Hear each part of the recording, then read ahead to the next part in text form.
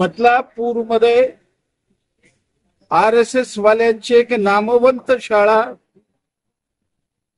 त्या शाळेमध्ये 3.5 आणि 4 वर्षाच्या 2 चिमुकल्यावर तिथला सफाई कामगार अत्याचार करतो आहे.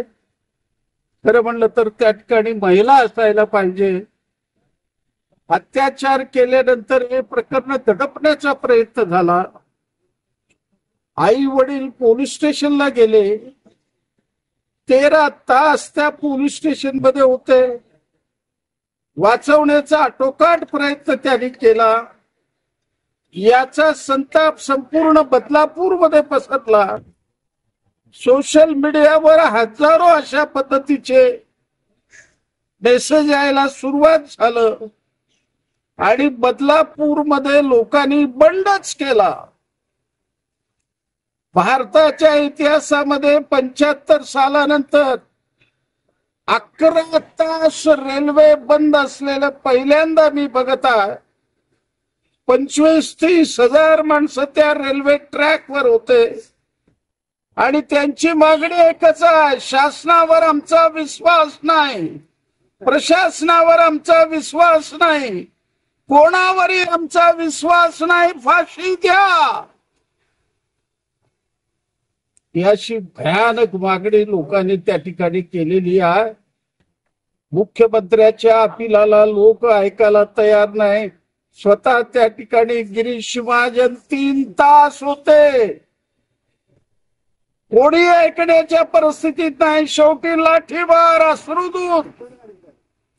याची चौकशी करण्याऐवजी आता लोकांना अटक करायला सुरुवात झालेला आहे. या संपूर्ण प्रकरणाची न्यायालयीन चौकशी झाली पाहिजे. त्या आरोपीला फाशी मिळायला पाहिजे. या देशामध्ये कुठेही असा प्रकार घडता कामा नये. शासनाने स्वतःहून खुर्ची सोडली पाहिजे. या मागणी करता आणि संपूर्ण प्रकाराचा निषेध करण्याकरता महाविकास आघाडीच्या वतीनं 24 तारखेला महाराष्ट्र बंद आहे. सोलापूर भी बंद राहील. सोलापूर हे मार्शललाचं शहर आहे. सोलापूर हे श्रमिकाचं शहर आहे.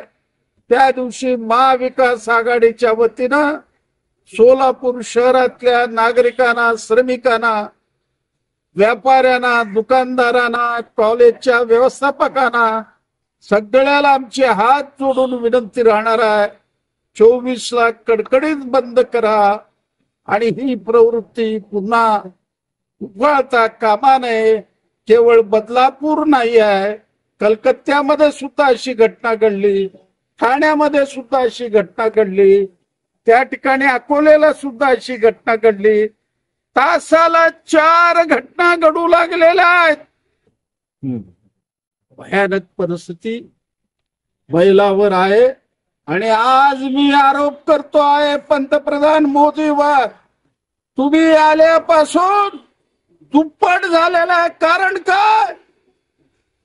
बिल्किस बानोवर सामुदायिक बलात्कार करता, जन्मठेपेची शिक्षा होती, त्यांना तुरुंगामधून सोडता, वीराप्रमाणे त्यांचं स्वागत करता, ही लांछना फदबाबा.